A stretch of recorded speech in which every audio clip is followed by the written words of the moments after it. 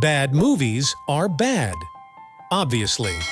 But bad movies that carry themselves with the confidence of a cinematic masterpiece is just absolutely unbearable. Herein lies one of the primary issues with Faux. Masquerading as something extraordinary, Faux heavily engages in unbelievably slow paving, over-the-top exaggerated cinematography, long, monotonous, meaningless monologues pretending to be profound, a tone that could not be more dramatic if it tried, and a theme that presents itself as smart but in actuality is completely absurd and absent of common sense. All of this could be at least somewhat alleviated if it was driven by two strong leading performances.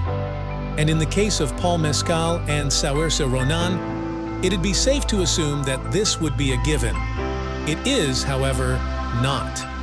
Coming from someone who considers both of these actors to be two of my favorite talents working today, this was not it. For starters, the chemistry between them was completely abysmal.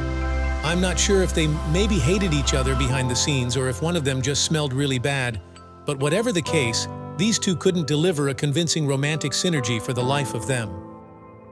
Oftentimes, their most intimate moments felt closer to a high school play than it did a feature film. In addition, and perhaps even the worst of all, the accents were downright atrocious. Ronan's was passable, but Mescal, God bless his beautiful soul, gives one of the worst accents I've ever heard put to film. Constantly switching from heavy Southern to high-pitched general American English, it oftentimes felt like he was playing two entirely separate characters. When he's not talking, he's shining.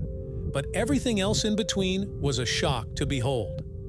Overall, this is a flaming mess.